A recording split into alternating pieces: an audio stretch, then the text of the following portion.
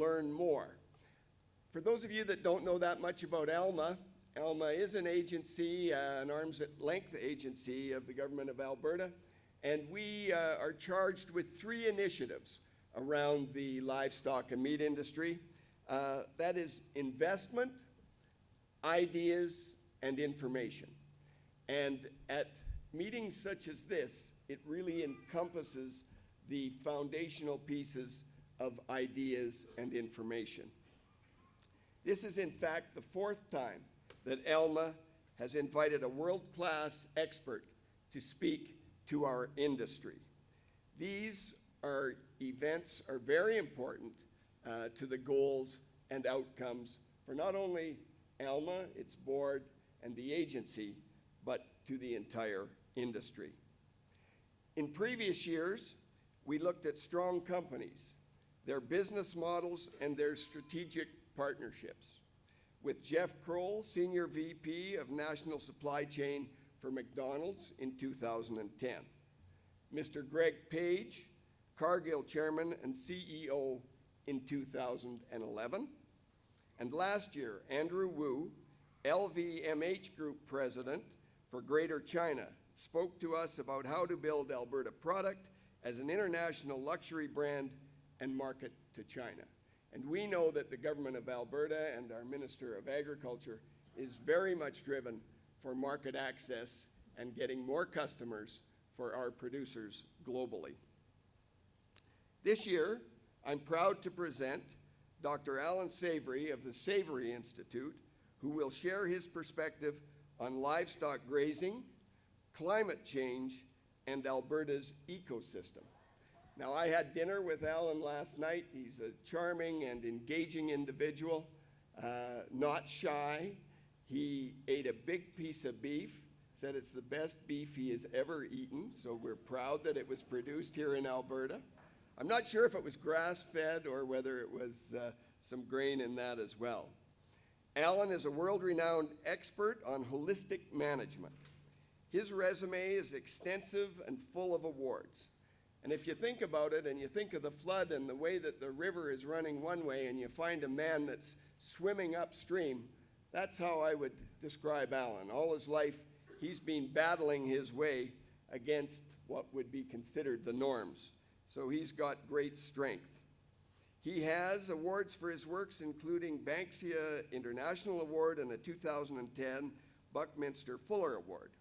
However, I'm sure that most of you would be familiar with him and his piece in a TED Talk that is circulated on the internet, and I had to ask what TED stood for. Who knows what TED stands for? Cornelia, okay, tell us, Cornelia. I don't know what the acronym is, but the TED Talks are high-impact short talks that are controversial in nature and stimulate thinking. Absolutely, and the acronym stands for Technology, Entertainment, and Design. So come here to learn. There, you've learned a new acronym. The Canadian livestock industry is facing questions of environment and ecosystem impact, and certainly negative views swirl about livestock, and it's hurting our social license to operate. In his TED Talk, Allan demonstrated that livestock can be beneficial factors in land reclamation and carbon storage, providing us with the positive message to share with the public. The TED Talk caused a lot of excitement in our industry, and we are capitalizing on that excitement to advance the conversation around livestock and its role in climate change. And so as I look at the crowd, we've got several youth, we've got researchers, and we've got people with their boots on the ground, the ranchers that raise cattle on these grasslands. So having all these stakeholders in one room is very powerful.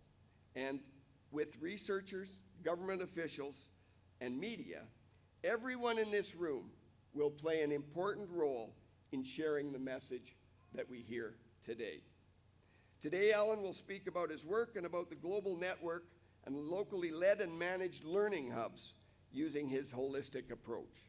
He will provide practical advice on how to implement implement holistic grazing practices in Canada, and we'll have answers that you may have. And the interesting thing that came out of our discussion last night, I said, we hear lots of people that can define what the problems are. Allan is bringing a solution. We need solutions. He's got a solution. So I know we'll all benefit from the information. And with that, I'm going to turn it over to our very capable colleague and Alma board member, Kim McConnell. Kim is the founder of AdFarm and a member of Alma's Communication Committee. He'll be facilitating questions with Dr. Savory with some warm-up questions and then proceed through. I want to remind all of you that after this is over, Dr. Savory will be available and at our lunch, and the lunch is being served circuitously out and around through this building. We'll have staff telling you. So please welcome Dr. Savory and Mr. Kim McConnell.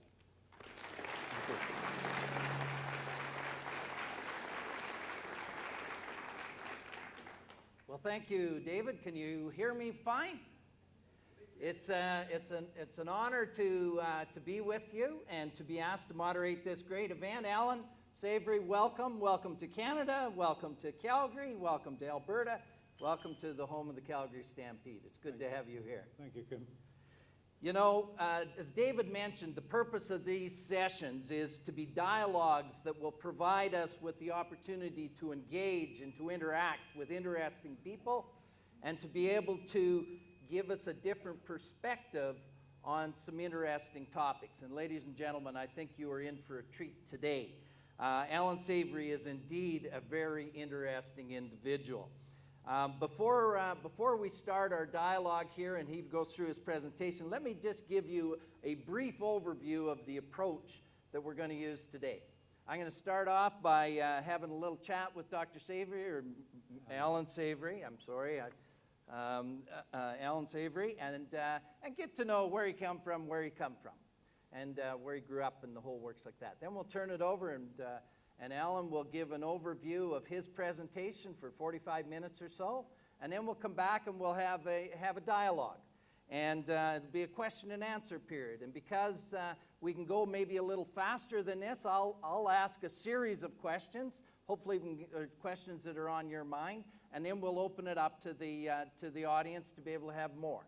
And then we'll, if we get it's getting a little long, we'll maybe have to stop and stretch and straighten out our underwear. But we'll go from there, and then we'll end it off, David, promptly at noon, so that we can go on and have lunch. Fair enough? That's the agenda that we're going to have. So, Allan Savory, where's home? Where'd you grow up? Where do you live today? Well, home Zimbabwe, and I live about 6 months of the year there and 6 months in New Mexico. I didn't grow up. I'm still growing up. Attaboy. Where'd you go to school and your academic background? Well, I was born in Bulawayo in what was then Rhodesia, now Zimbabwe. I went to school at a small boarding school on the border with Botswana, and from there I went to University of Natal in our neighboring country, South Africa, and just did a basic degree in botany and zoology. Excellent. So I'm very uneducated. You're an uneducated, practical man. Absolutely. What was it that enticed you to be a biologist and set a career in land and resource management? Well, like all youngsters, you don't know what the hell you want to be when you grow up, if you grow up. And initially, frankly, I wanted to be in the military. Growing up in the Second World War and very indoctrinated and so on. And then I reasoned there'd be 20 years peacetime, and guerrilla warfare would be the form of the future. And I didn't want to be a peacetime soldier. And my second greatest interest at the time was wildlife. So I went to university to join the game department. Excellent. Now, you have had a storied career.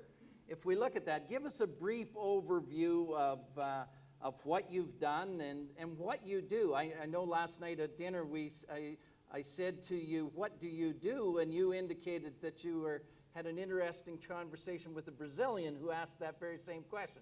So what do you do? Well, let me begin with the Brazilian story. I mentioned to Kim last night that I got a real shock when I was stranded in the Mexico City airport on my way to Paraguay from Africa.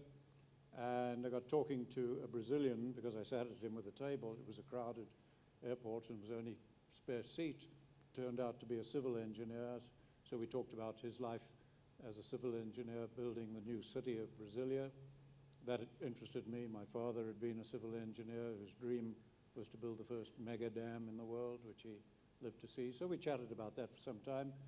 Then he said to me, "What do you do?" And I always dread that question because it's not easy to answer. And I said, "Well, I'm actually working on the biggest problem that's ever faced mankind." And he said, "What's that?" And I said, "Agriculture and the destruction of civilizations, desertification, etc." And he said, "How are you doing?"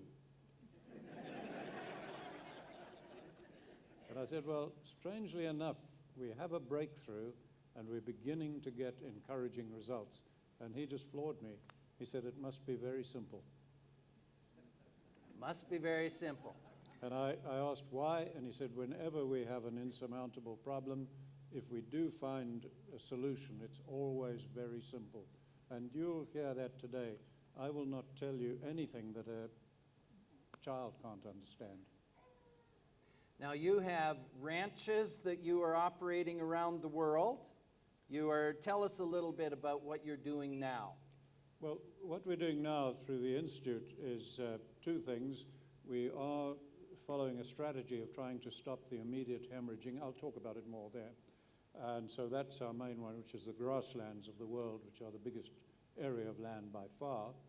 And the other one is we're actually in partnership with Capital Institute in New York, former Wall Street types who got disillusioned and are working on the global financial economic chaos and unsound systems.